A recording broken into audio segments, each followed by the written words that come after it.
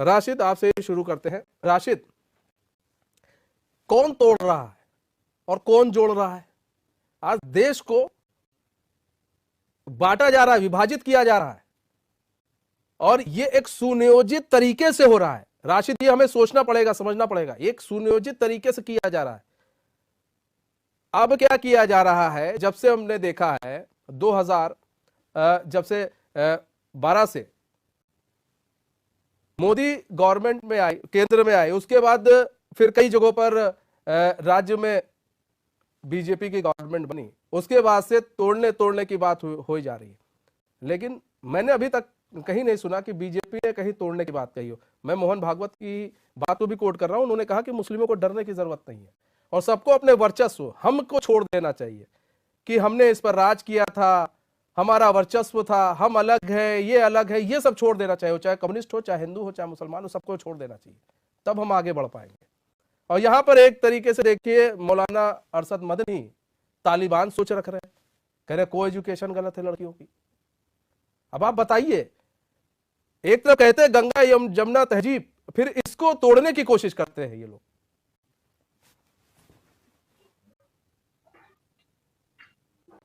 नहीं, देखिए मनीष, आपको बता दूं कि मोहन भागवत आरएसएस के प्रमुख है। उनका जब बयान आया तो उनका बयान देखिए, उन्होंने मुसलमानों को साफ तौर पे ये बात कही कि हिंदुस्तान में किसी भी मुसलमान को डरने की जरूरत नहीं है। आपका धर्म है, आपका धर्म आपके लिए अच्छा, हमारा धर्म हमारे लिए अच्छा, आपस में मिलजुल के रहे और कहीं ना कहीं वर्चस्व की बात छोड़ दे। देखिए, इस बयान को कहीं ना कहीं कई मौलानाओं ने इसका स्वागत किया।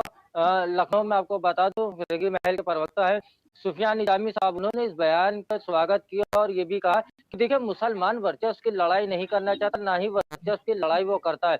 मुसलमान हिंदुस्तान की जब आजादी थी, आजादी के लिए लड़ना था, तब साथ में था। देखिए, कहीं ना कहीं देखिए, हर आदमी, हम आप भी हो, लेकिन क्या हम लोग भी लड़ना नहीं चाहते? कोई भी लड़ना नहीं चाहता।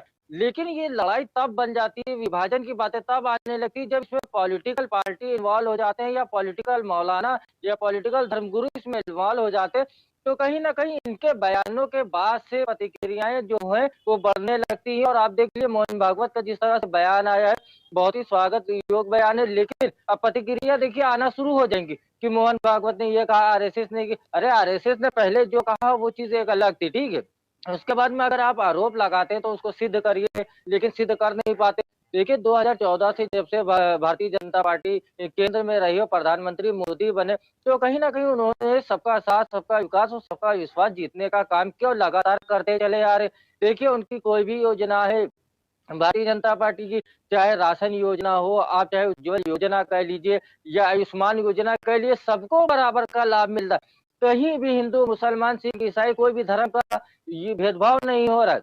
लेकिन क्या है, जो राजनीतिक पार्टी पिछड़ती चली जा रही है, जिनकी जमीन खिसकते चली जा रही है, जो जाति के आधार पर राजनीति करते थे, वो कहीं ना कहीं ये भी सोच रहे हैं कि मुस्लिम वर्ग का काफी बड़ा हिस्सा जो है कहीं ना कहीं बीजेपी की तरफ बढ़ता चला जा रहा है। उसको रोकने के लिए वो इस तरह का नकल बयान देते हैं, जिसके बाद में प्रतिक्रिया आना शुरू हो जाती है। फिर माहौल हिंदू, मुस्लिम, जाति, धर्म इस पे आ जाता है। देखिए, आपको बता दें कि जिस तरह से आज मोहन भागवत ने बयान दिया है, लेकिन इस बयान के बाद में सभी जो संगठन है उनको भी अपना ये सोचना चाहिए कि बयान अक्सर करके मोहन भागवत के इस तरह के बयान आते हैं, लेकिन वो अगर उसी के बाद में अगर कहीं किसी मुसलमान की लिंचिंग हो जाती है, तो फिर यही सवाल उठता है कि देखिए, मोहन भागवत बयान तो दे देते हैं, लेकिन क्या है कि बीजेपी उसको फॉलो नहीं करती है। क्योंकि अगर भागवत जी ने इस तरह का बयान दिया और कहीं लिंचिंग हो गई है, तो भारतीय जनता पार्टी उस पर सख्त कानून नहीं बना रही, तो कहीं ना कहीं वाद विवाद बड़े खड़े हो जाते हैं। लेकिन आज जो बयान मोहन भागवत का सामने है, उसी कई लोगों ने, कई धर्म गुरुओं ने उसका स्वागत किया। और हिंदुस्तान में देखिए, गंगा जमनी तहजीब से हमारा मुल्क पूरी दुनिया में पहचाना जाता है, और कहीं ना कहीं हर आदमी ये चाहता है कि प्यार मोहब्बत से लेकिन रहें लेकिन अपने पड़ोसी में। लेकिन ये क्या मदनी साहब को पता नहीं है क्या? मदनी साहब भूल गए? कह रहे को एजुकेशन नहीं देना चाहिए लड़कियों को, मुस्लिम लड़कियों को, वो धर्म से हट जाती हैं, धर्म छोड़ देती हैं। देखिए, मैंने आप जी, देखिए, मैंने सबसे पहले बात आपसे यही कही थी कि पॉलिटिकल धर्मगुरु, जो कहीं ना कहीं धर्मगुरु पॉलिटिकल अपना शुरू कर देते हैं एजेंडा, तो उसमें देखिए, कौन कहता है कि मुसलमानों को पढ़ाई नहीं करनी चाहिए, लड़के हो, लड़कियों, बच्चों। हम लोगों के वहां तो ये भी कहा जाता है, मुसलमानों के वहां कि अगर तालीम हासिल करने के लिए चीन जाना पड़े तो आप जाइए, पढ़ाई के लिए सबसे पहला कहा गया। लेकिन आप इस तरह के अगर बयान दे देते हैं तो कहीं ना कहीं इस बयान का सामने वाला जो है वो किस तरह से कोट करेगा। दूसरी चीज ये कि आप बयान देते हैं, बयान सोच समझ के नहीं दे रहे। मुस्लिम बच्चे पढ़ेंगे, पढ़ने के बाद में देश में तरक्की करेंगे, दीन के साथ में, दीनी के साथ में अगर दुनियावी तालीम हासिल करे, देश को आगे बढ़ाएंगे। अब्दुल कलाम आजाद जैसे लोग हमारे देश में रहे। लेकिन क्या ये मानसिकता ऐसी होती चली जा रही कि पॉलिटिकल बयान, हर चीज को निगेटिव देखना। अगर सरकार की कोई अच्छाई भी है तो उसको अच्छा नहीं बताना, उसको भी निगेटिव बयान दे देना है, जिसके बाद में जो आम आदमी है, जो नीचे तबके का आदमी है, उस तक के गलत मैसेज है। ये कहीं ना कहीं धारणा बनाने के बाद होने लगी। जी अच्छा, हमारे साथ सपा के नेता भी जुड़े गुरु हैं, उनको सोचना चाहिए और समाज के साथ आना चाहिए, मुख्यमंत्री के साथ आना चाहिए। नहीं, ठीक है जी, मौलाना मदनी कहते हैं नहीं हमें पैसे की जरूरत नहीं है, हम ऐसे ही बच्चों को पढ़ा सकते हैं। अरे जब कहते हो एक हाथ में कुरान एक हाथ में कंप्यूटर होना चाहिए बच्चों के, तो क्यों सिस्टम से अलग कोई थोड़ी ना पढ़ेगा, दोनों चीज पढ़ना चाहिए ना। राशिद, नहीं, देखिए मनीष, आपको बता दूं कि अरशद मदनी का बयान जो है वो ट्विटर पे मैंने भी पढ़ा। लेकिन अगर इसको एक तरह से ये भी देखा जा सकता है, क्योंकि मेरी उनसे बात नहीं हुई है, क्योंकि उन्होंने लिखा है कि मदरसों, जिस तरह से उत्तर प्रदेश में मदरसों को लेकर लगातार सियासत चल रही है, मदरसे में हिंदू बच्चों को निकालने की बात चल रही, आए दिन सर्वे की बात चली, तो कुछ ना कुछ अरशद मदनी का ये भी, उनके कुछ लोग हैं जिनसे मेरी बात हुई, तो उन्होंने ये बात बताई है कि उनका मतलब ये था कि अब मदरसों की जगह पे स्कूल खोले जाए और वहां पे दीनी और दुनियावी दोनों पढ़ाई हो। तो इस संदर्भ को आप इस तरह से भी ले सकते। लेकिन अरशद मदनी ने जिस तरह से कहा कि ट्विटर में कुछ चीजें और भी लिखी हुई हैं, तो उसको लेके कहीं ना कहीं ये वाद विवाद अब शुरू हो गया।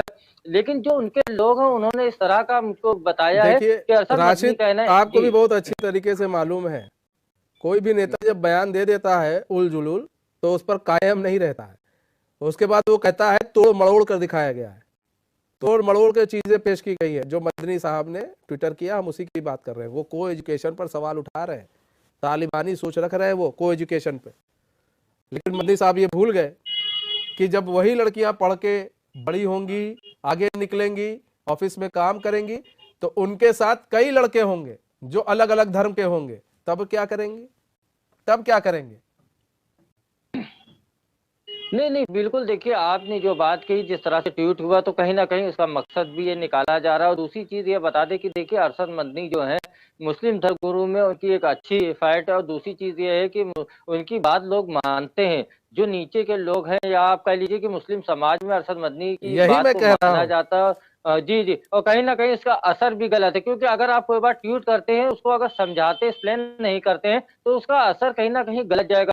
दूसरी चीज आपको बता दें कि देखिए, बंटवारे की बात की, जब अलग बयान दिए जाने लगते हैं। अभी बात हो रही थी बीजेपी की, तो देखिए भारतीय जनता पार्टी के मुखिया योगी आदित्यनाथ है, उनका बयान किसी तरह का नहीं आता है। लेकिन उनके ही कुछ विधायक हैं, मंत्री हैं, सांसद हैं, जो इस तरह का बयान दे देते हैं, जिसके बाद में विवाद बढ़ जाता है। ये तो एक पॉलिटिकल बात है, ये राजनीतिक दल है, तो इसलिए नेता इसलिए भी बयान दे देते हैं क्योंकि राजनीति। दूसरी बात, आपने एक बात और कही, दंगे वाली बात, जिसपे मुमताज जी हंस भी रहते, हो सकता है वो भी ये बात कहेंगे भी कि जो लोग दंगे करवाते तो वो पार्टी में आ गए, सत्ता में आ गए हैं, तो अब दंगे कहाँ से होंगे, क्योंकि समाजवादी पार्टी लगातार इस चीज को कहती।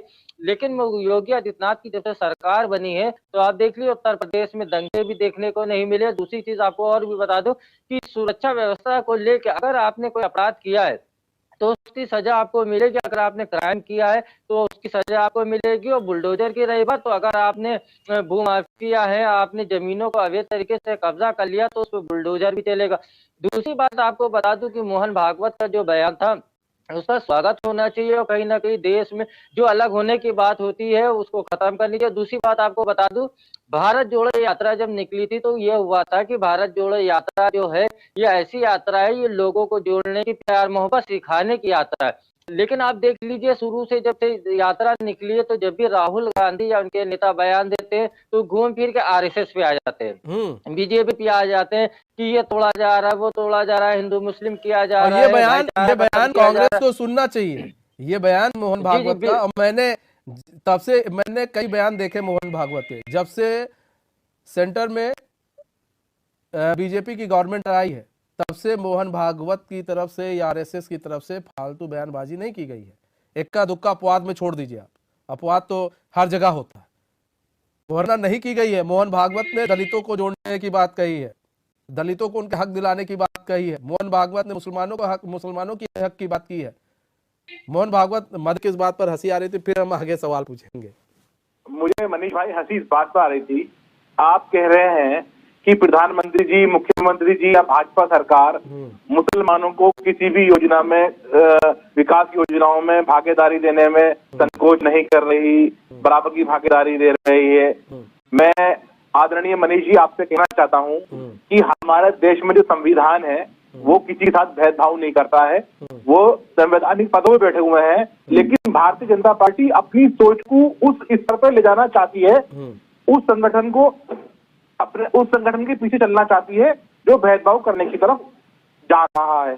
दूसरी बात, आपने कहा शिक्षा के बात, बेटियों की शिक्षा पे बात, क्या आपको मालूम है कर्नाटक में कितनी लड़कियां ड्रॉप आउट कर चुकी हैं कॉलेजों से, स्कूलों से? क्यों नहीं बोलते मोहन भागवत जी कर्नाटक में क्या हो रहा है? मोहन भागवत जी ने तब बयान क्यों नहीं दिया जब कश्मीर में एक मासूम बच्ची के साथ बलात्कार करने वालों की हिमायत में अदालत में भगवत ध्वज लहरा देते हैं, उनके लिए जुलूस और रैली निकालते हैं, जब मोहन भागवत जी का बयान क्यों नहीं आता? और भी पढ़ के बता दीजिए तब हम बताएं। और भी पढ़ के बता लीजिए। नहीं मनीष भाई, पढ़ के कर्नाटक के देखिए ऐसा है, एजुकेशन की बात हो रही है, कर्नाटक की बात करेंगे तो हम उस पर बहुत लंबा चल जाए। देखिए एजुकेशन की जब बात होती है मुमताज भाई, तो अगर आप भी जानते हैं कि अगर हम किसी क्लास में पढ़ने जा रहे हैं, ठीक है, और हम वहाँ पर लड़के जो है भगवा गमछा लेकर या भगवा टोपी पहनकर क्लास में जाएंगे तो एजुकेशन सिस्टम में असर पड़ता है। ये असर ये पड़ता है कि बच्चे पढ़ने आए हैं या फिर यहाँ पर इस तरह की चीजें करने आए हैं। वहां पर भी सुनिए, एग्जाम में बहुत फर्क है, ठीक है ना, फर्क कुछ नहीं है, फर्क किसी में कुछ नहीं है। बात यही है सोच की है। अगर हम एजुकेशन सिस्टम की बात करते हैं तो एजुकेशन सिस्टम थोड़ा अलग चलता है, धर्म थोड़ा अलग चलता है। हम अगर सुन लीजिए मेरी बात मुमताज भाई, एजुकेशन सिस्टम को अगर हम धर्म से जोड़ने लगेंगे तो ये ठीक नहीं है। एजुकेशन सिस्टम को अगर हम एजुकेशन के तरीके से जोड़े तो ज्यादा बेहतर है। परमिशन दे दी, ठीक, वो ठीक है, परमिशन दे दी, अच्छी बात है, लेकिन कई जगहों पर आज भी परमिशन नहीं है। देखिए वो एक व्यक्तिगत है। अगर हम आपने स्कूल खोला मुमताज भाई, आपका घर है, आप डिसाइड करेंगे आपके घर में कौन आएगा कौन नहीं आएगा, कैसे नहीं आएगा। बहुत लोगों के घर में चप्पल बाहर रखी जाती है, बहुत लोगों के घर में चप्पल बाहर नहीं रखी जाती है, ठीक है। ये डिसाइड करता कौन है? घर के लोग डिसाइड करते हैं। वो भी जो जिसका स्कूल है वो डिसाइड करेगा। हम आप कौन होते हैं कि हम कहते हैं नहीं पहनना चाहिए, कुछ कहते हैं पहनना चाहिए, कुछ कहते हैं नहीं पहनना चाहिए। हम आप नहीं डिसाइड करेंगे, वो स्कूल के लोग तय करेंगे। वो कहते हैं भाई हमारे यहाँ एजुकेशन ऐसी दी जाती है, हम ऐसे देंगे, आपको पढ़ाना है पढ़ाइए, नहीं पढ़ाना है आप जाइए। तो यहां पर बात है कि अगर आप और हम या कोई भी हो, वो हमारी राइट है कि हमारे घर में कौन कैसे आएगा। स्कूल की भाई अपनी एक अलग है, वो मानक के हिसाब से चलेगी। हमारे यहाँ कैसे है, पढ़ाई में आपको कोई कमी नहीं मिलेगी, किसी भी स्कूल में मिलती है आप शिकायत कीजिए। सब चीज का एक बना हुआ है। और अगर आपको लगता है कि भाई आपके साथ किसी के साथ भी भेदभाव हो रहा है, कोई भी हो, कोई भी वर्ग का हो, आप शिकायत कीजिए कि भाई हमारे साथ भेदभाव हो रहा है। बहुत ऐसे स्कूल है, आप देखिए सरकारी स्कूल देखिए, सब लोग कितने मिलजुल कर पढ़ते हैं, सारे बच्चे, कभी नहीं पता चलता कौन हिंदू कौन मुसलमान, आज तक नहीं पता चला। हम लोग इतने सरकारी स्कूल में गए, सब अच्छे से पढ़ते हैं सरकारी स्कूलों में और मजे से पढ़ते हैं, एक साथ खाना खाते हैं, मिड डे मील का खाना खाते हैं एक साथ, एक गिलास में कभी कभार पानी भी पीते हैं। तो ये भाईचारा हमें सिखाना है मुमताज भाई, हमें ये नहीं सिखाना है कि नहीं ये तोड़ रहा है, ये तोड़ रहा है, ये तोड़ रहा है, हमें यही सिखाना है। मनीष भाई, हमारी बेटियां जो देश की, चाहे हिंदू बेटी हो चाहे मुस्लिम बेटी हो, पूरे देश की बेटी है। बिल्कुल। कर्नाटक के अंदर इंडियन एक्सप्रेस की रिपोर्ट में पढ़ रहा था कि इतना जबरदस्त ड्रॉप आउट रेट बढ़ा है कर्नाटक के अंदर लड़कियों का, उस पर क्यों चिंता जाहिर नहीं करते माननीय प्रधानमंत्री जी या मोहन भागवत जी या जो दीगर नेता हैं, उस पर क्यों चिंता जाहिर नहीं करते? चाइना लगातार हमारे देश में, हमारी वहां पर चाइना हिंदू मुसलमान नहीं कर रहा मुमताज भाई, नहीं, ये यहाँ की राजनीतिक पार्टियां कर रही हैं। मोहन भागवत जी उस पर बयान, ये कुछ संगठन कर रहे हैं। मोहन भागवत जी हर चीज पे बोलते हैं और कोई जरूरी नहीं है कि वो हर एक चीज पर बोले। देखिए अभी आप कह रहे हैं बोलते नहीं है, फिर कहते हैं वो प्रधानमंत्री नहीं है, मुख्यमंत्री नहीं है, तमाम तरह की बातें करते हैं। ये आप ही का कहना है, वो प्रधानमंत्री नहीं है, मुख्यमंत्री, वास्तव में नहीं है, वो एक संगठन के आदमी है और वो बोलते हैं जब उनको सही लगता है, वो बोलते हैं। जैसे बदनी साहब है, वो उनको जब सही लगता है बोलते हैं। अभी कई लोग जो है गला काट रहे थे, ठीक है, आप सुन रहे थे बीच में किस तरह से कई लोगों का गला काट दिया गया और तमाम तरह की बातें की गई। उस वक्त क्यों नहीं किसी का ट्वीट आया? मदनी साहब का आया ट्वीट? नहीं आया। कांग्रेस के किसी नेता का ट्वीट आया? नहीं आया। सपा के किसी नेता का ट्वीट आया? नहीं आया। क्यों नहीं आया? सवाल बहुत मुमताज भाई, हम उस पर नहीं जा रहे और उस सवालों का जवाब आप लोग कभी कोई नहीं दे पाएगा। क्यों? क्योंकि आप लोगों ने राजनीति को ऊपर रख लिया है और जो आम नागरिक है उसे नीचे रख लिया है। और आप लोग ये नहीं सोचते पहले आप नागरिक है उसके बाद नेता है। अगर नेता ये सोच ले कि हम पहले नागरिक है नेता है बाद में है, तो कभी भी देश टूटेगा नहीं और देश में अराजकता फैल नहीं सकती, कोई फैला नहीं सकता है। प्रभाकर जी, सबसे बड़ी चीज ये है, देखिए कई लोग सवाल उठाते हैं कि कई मुद्दों पर बोला नहीं जाता, कई मुद्दों पर बोला नहीं जाता, ये नहीं कहा जाता, वो नहीं कहा जाता। अब सवाल ये है कि क्या अगर हर मुद्दों पर बोला जाए तब ये हो जाएगा कि आपने जी इसका पक्ष ले लिया, जी क्यों बोला? तो भाई जो बड़े लोग हैं वो शांत रहे, ज्यादा बेहतर है। उन्होंने नहीं बोला। लगता है प्रभाकर जी से हमारा संपर्क टूट गया है। राशिद, सबसे बड़ी चीज ये है कि आज नेता जो है और कुछ ऐसे संगठन के जो अध्यक्ष बन जाते हैं, मौलाना हो, कोई और संगठन के, हिंदू के भी कोई ऐसे बड़े जो लोग हैं वो बन जाते हैं, तो वो सोचते हैं हम कुछ भी बोलेंगे तो वो चलेगा। लेकिन ऐसा नहीं है ना। हमें ये सोचना चाहिए कि भाईचारा कैसे कायम रहेगा, हम और राशिद और मुमताज भाई कैसे बैठकर साथ में खाना खाएंगे, ये सब नेताओं को सोचना चाहिए। ये कोई सोचता है? आपको कभी राशिद लगा है या ऐसा कोई सोचता है? अगर देखिए, अगर ऐसा होता जिस तरह की आप बातें कर रहे हैं तो राजनीति कैसे होगी? अगर सब लोग साथ में हो जाएंगे तो फिर राजनीति कैसे होगी? अभी मुमताज भाई ने कहा कि ये बात हो रही थी कि छुरी में धार लगा लो। समाजवादी पार्टी उत्तर प्रदेश का सबसे बड़ा विपक्ष है। इस बयान को लेकर आप सड़कों पे आए, कितनी एफआईआर लिखवाई उसके खिलाफ, जो मंत्री थी या सांसद थी, जो भी था, आप जिसको भी कह रहे हैं, ठीक है, तो आपने कितनी उनके खिलाफ एफआईआर लिखाई उत्तर प्रदेश में या अलग स्टेट में? ये कितना सड़कों पे आए उनके विरोध में? देखिए, उत्तर प्रदेश हो या देश हो, राजनीति की वजह से ही आज जो है भाई भाई में दूरी है, उसकी वजह है राजनीति। कोई बयान हिंदू को लेके दे देता है तो कोई मुसलमान को लेके देता है। और जैसे देखिए, सबसे बड़ी बात आपको ये बता दूं कि नगर निकाय चुनाव को लेके कितना हल्ला गुल्ला हुआ था कि अखिलेश यादव ये यात्रा निकालेंगे और घर घर जाएंगे, सबको बताएंगे, कोर्ट में मामला चला गया। देखिए, सीधा घर में बैठ गए, अब किसी को समझाने नहीं जा रहे। ठंड बहुत है, यात्रा निकाल, रांची ठंड बहुत है, अखिलेश यादव को ठंड लग जाएगी, ब्लोअर में बैठे होंगे। नहीं, अभी आप देखिएगा, जैसे ही सुप्रीम कोर्ट का कोई फैसला आएगा वो उसके बाद में ये सब निकल पड़ेंगे और समझाने लगेंगे। देखिए, बीजेपी ने जी तो कहीं ना कहीं इस तरह की राजनीति अब होने लगी है, जाति धर्म को लेकर राजनीति होने लगी। और आपको सबसे बड़ी बात ये बता दूं, जो मुस्लिम जो उलमा है या हिंदू धर्मगुरु है, तो कहीं ना कहीं जब धर्मगुरु इस तरह का बयान दे देते हैं तो उसके बाद में जो नीचे तबके का है, जो कम पढ़ा लिखा आदमी है, तो कहीं ना कहीं उस बयान से उनके प्रभावित हो जाता है और जिसके बाद में दूरियां बढ़ने लगती है। देखिए, आपको एक चीज बता दूं कि हिंदुस्तान एक था, एक है, एक रहेगा, इसमें बंटवारा किसी तरह का, दूरियां कहीं कुछ नहीं हो पाएगी जी। ये नफरत फैलाने वाले लोग हैं, इसी तरह से नफरत फैलाएंगे, लेकिन कोई अलग नहीं होने वाला।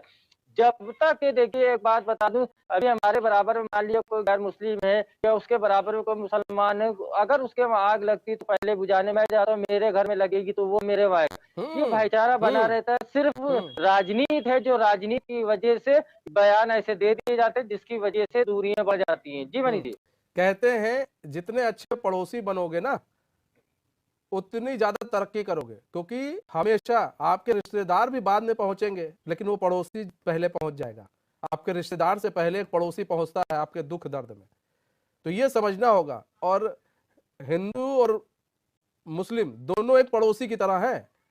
हम लोगों अगर साथ में रहेंगे तो कोई ताकत हो, देश दुनिया की कोई ताकत हो, वो कोई अलग नहीं कर सकता। ये समझना होगा, ये समझना होगा हर वर्ग के लोगों को कि हमें अपनी सोच क्यों हम बांट रहे हैं। और अगर हम बांट भी रहे हैं तो हम क्यों कर रहे हैं? अगर तुम्हें किसी से तकलीफ है उसके साथ बैठो कि भाई तुमने आज ऐसी बात कह दी। राशिद को तकलीफ है तो मनीष से कहेंगे कि मनीष जी आपने ऐसी बात कर दी। मनीष को तकलीफ है राशिद से कहेंगे। हम 1 to 1 कर सकते हैं, लेकिन बीच में हम थर्ड पर्सन को लाएंगे तो दूरियां बढ़ जाएंगी कि यार उसने ऐसा कह दिया, वो जाके आपकी बातों को वहां कहेगा। अब किस तरह कहेगा आपको मालूम है, आप उससे कहेंगे गुस्से में, फिर क्या होगा आपको मालूम है। और जितने राइट्स हुए ना वो इसीलिए हुए। अगर कहीं भी लगता है कि मैंने देखा कहीं किसी अराजक तत्व ने लड़की को छेड़ दिया और दूसरे वर्ग से है, दूसरे वर्ग के लोग गुस्सा हो जाते हैं, पत्थर फेंकने लगेंगे, लाठी चलने लगेगी, नहीं, ये नहीं करना चाहिए। दोनों वर्ग के लोगों को साथ बैठना चाहिए और उस लड़के को जो ये काम करता है, इस तरह का कृत्य करता है, सामने कर देना चाहिए कि भैया अब इसको पुलिस में बंद कराओ। और लड़का चाहे किसी भी धर्म का क्यों ना हो। अभी देखिए सब कुछ शांत हो जाएगा, आधे से ज्यादा यही होता है। फिर देखा जाता है किसी की कोई रैली निकल रही है किसी तरफ से, वहां पत्थरबाजी हो जाती है। क्यों हो जाती है?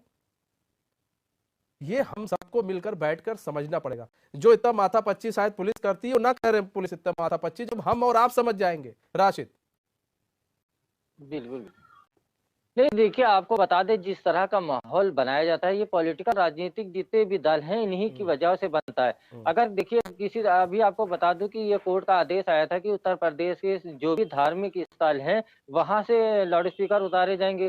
तो देखिए कहीं ना कहीं बयान आने शुरू हो गए थे कि मस्जिदों के लाउड स्पीकर उतारे जा रहे हैं, मंदिरों के नहीं उतारे जा रहे हैं। मैंने खुद इस पर रिपोर्ट करी और उसके बाद में मैंने इसको कवर भी किया। सबसे पहले गोरखनाथ मंदिर से हटवाया गया था, आपको मालूम है, लाउड स्पीकर। जी जी बिल्कुल बिल्कुल, हमारे वहाँ लखनऊ में भी बड़े बड़े मंदिर है, मैंने खुद वहाँ पे जाके देखा कि वहाँ से लाउड स्पीकर उतारेगा। तो कहीं ना कहीं राजनीतिक दल जो है वो बांटने की राजनीति करते हैं। देखिए जब से योगी सरकार आई है तो कहीं ना कहीं ये सभी पार्टियों को लग रहा है कि उनकी जमीन उत्तर प्रदेश में खिसकती जा रही है, इसको कैसे रोका जाए। इसलिए तो कहीं ना कहीं क्योंकि इन्हें मालूम है कि वो हिंदू की राजनीति करते हैं, तो इसलिए हम तोड़ तोड़ बोलेंगे तो लोग समझ जाएंगे। मुमताज भाई, आप एक बड़े नेता है, मुमताज भाई एक बड़े नेता है, अखिलेश यादव से आपकी मुलाकात भी होती होगी। मुमताज भाई, कभी आपने बैठकर अपने नेता से ये बात कही कि भाई ये तोड़ने की बात क्यों करते हो? तुम हिंदू हो, मुसलमान है, जब हम तुम्हारे साथ बैठकर खाना खा रहे हैं, तुम्हारे साथ बैठकर चाय पी रहे हैं, तब हम टूटे कहाँ हैं? और कौन हमें तुम्हें तोड़ दिया? बात करनी है बेरोजगारी की कर लो, महंगाई की कर लो। समाजवादी पार्टी समाज के सभी वर्गों को अपने साथ लेकर चलती है। कहाँ चलती है? कहाँ चलती है? समाज के सभी वर्गों को कहाँ चल रही है? वो तोड़ने की बात कर रही है। स्वर्ण को सबको अपने साथ लेकर चलती समाजवादी पार्टी। मुमताज भाई सिर्फ कहने से चलती है साथ में? नहीं, समाजवादी कहने से साथ में चलती है? कभी एक चीज बताइए मुमताज भाई, ईमान से बताइएगा, मैं तो कई ऐसे चीजें दिखा भी दूंगा, लेकिन आप ईमान से बताइएगा, विपक्ष का कोई भी पार्टी का नेता कभी आगे आके ये कहा कि नहीं भाई हम सब एक है और कभी बटना मत, कभी किसी में मत बटो, सब वर्ग के लोग एक है और साथ में मिलकर भाईचारे की तरह आप लोग काम कीजिए। राजनीति की, मैं राजनीतिक पार्टी विपक्ष की मैं बात कर रहा हूं, और आपको जिसको वोट देना है दीजिए, लेकिन अपने विचारधाराओं में कभी भी कटुता मत लेके आइए। अगर ये जिस दिन आप कह देंगे तो शायद हमारे देश में बहुत सारी चीजें जो चल रही है वो रुक जाएंगी। श्री अखिलेश यादव जी सभी धर्मों का, सभी वर्गों का सम्मान करते हैं, सभी को साथ लेकर चलते हैं, लेकिन जब बात आती है तो वो फिर वो भी कहने लगते हैं कि देश में टूट हो रही है, देश झुक रहा है, एक वर्ग का साथ दिया जा रहा है। मुमताज भाई आप भी जानते हैं ऐसा कुछ नहीं है। राशिद आरिफ जल्दी से, क्या वास्तव में देश के अंदर एक वर्ग का साथ दिया जा रहा है? आपको लगता है? आप तो ग्राउंड रिपोर्टिंग करते हैं, लखनऊ भी रहते हैं, कहीं और भी चले जाते हैं। अरे सीधा सीधा आप मनीष जी ये देखिए कि उत्तर प्रदेश में ये योजनाएं जो भी हैं योगी सरकार की वो किसको नहीं मिले। राशन हो, जवल योजना हो या आयुष्मान योजना हो, कुछ भी कोई भी योजना सरकार ला रही है उसमें हिंदू मुस्लिम का भेद तो खत्म इसलिए भी हो गया है कि उन्होंने सारी प्रतिक्रिया जो है ऑनलाइन कर रखी है। ये भी नहीं कि अपने 10 आदमी को टिक लगा दिया जाइए आप होगे। ऑनलाइन सारे फॉर्म भरे जा रहे हैं, पारदर्शी तरीके से, ट्रांसपेरेंट आप कह दे सकते हैं कि ट्रांसपेरेंसी तरीके से सारी चीजें हो रही है। तो ये बात कहीं ना कहीं ये विपक्ष लगातार उठाता है, लेकिन उत्तर प्रदेश में सबका साथ, सबका विकास, सबका विश्वास ये योगी सरकार की थीम है और इसी पे वो चल रहे और सबको जोड़ के लेके चल रहे। इसी को लेके ही विपक्ष जी अपनी जमीन खिसकती देख ये इस तरह की बातें करते हैं जी, और इसी को मजबूती के साथ उठाकर कि देखो भैया हमारे साथ सब लोग हैं, सत्ता पक्ष अपना काम कर रहा है, इसीलिए उसको वोट भी मिले। बहुत बहुत धन्यवाद राशिद हमारे साथ जुड़ने के लिए, तमाम जानकारी देने के लिए। मुमताज भाई बहुत बहुत धन्यवाद हमारे साथ जुड़ने के लिए और अपना बहुमूल्य समय देने के लिए।